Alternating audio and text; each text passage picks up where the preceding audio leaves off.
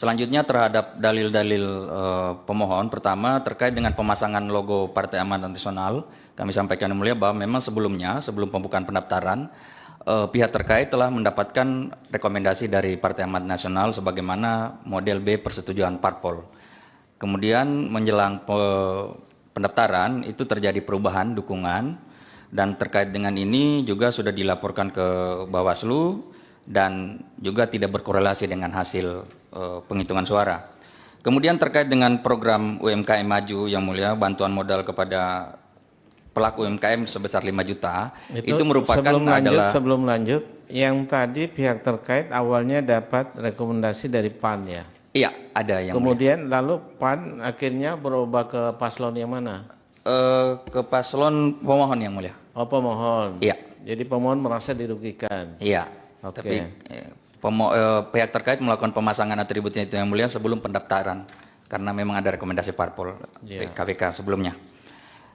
Lanjut yang mulia, terkait dengan UMKM tadi, bahwa itu adalah penjabaran dari visi misi pihak terkait khususnya tentang bantuan subsidi pinjaman modal usaha bagi pelaku UMKM.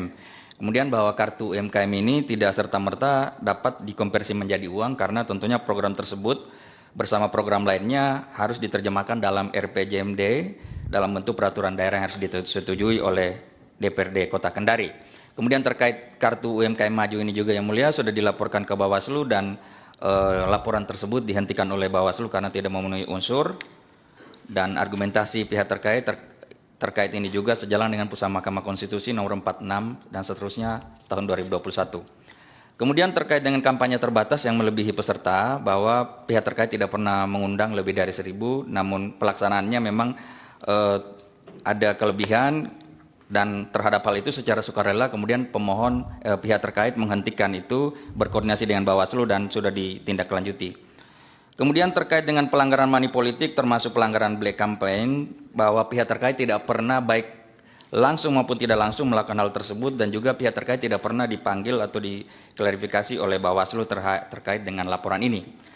Kemudian terkait dengan membeludaknya pemilih yang tidak terdaftar sebagai pemilih EKTP, ini kami sampaikan datanya bahwa itu cuma sebesar 2.821 orang, atau kalau di persentase cuma 1,47%. Jadi tidak benar dalil yang terkait membeludak.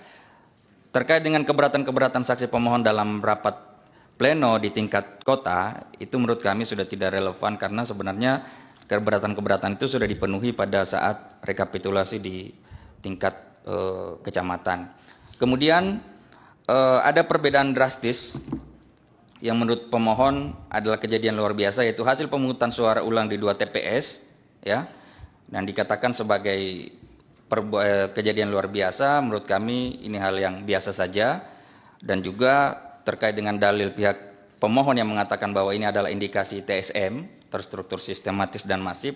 Menurut kami ini adalah dalil yang prematur, karena cuma melakukan generalisasi terhadap 2 kejadian di TPS, padahal kita ketahui bahwa TPS di Kota Kendari itu adalah 525 TPS. Kemudian juga terkait dengan sengketa TSM, pemohon tidak pernah melaporkan ke Bawaslu Provinsi dan tidak ada laporan terkait ini.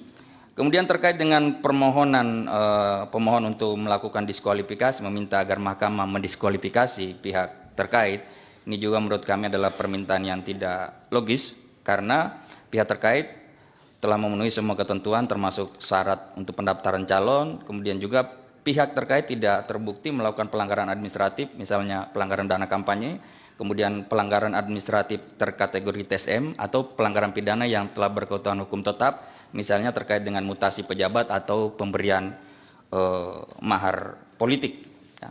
Sehingga terkait dalil-dalil pemohon tersebut sangat tidak beralasan. Jadi kami langsung kepada petitum yang mulia, bahwa berdasarkan seluruh yang tersebut di atas, kami mohon kepada Mahkamah Konstitusi untuk berkenan menjatuhkan putusan dengan amar sebagai berikut. Dalam eksepsi, mengabulkan eksepsi pihak terkait, menyatakan permohonan pemohon tidak dapat diterima. Kemudian dalam pokok permohonan, menolak permohonan pemohon untuk seluruhnya. Kemudian menyatakan benar dan berlaku surat keputusan Komisi Pemilihan Umum Kota Kendari nomor 541 tahun 2024 tentang penetapan hasil pemilihan wali kota dan wakil wali kota Kendari tahun 2024 bertanggal 5 Desember 2024, atau apabila Mahkamah Konstitusi berpendapat lain, mohon putusan yang seadil-adilnya. Hormat kami kuasa hukum pihak terkait ditandatangan. Terima kasih Yang Mulia untuk perkara 97. Baik, terima kasih.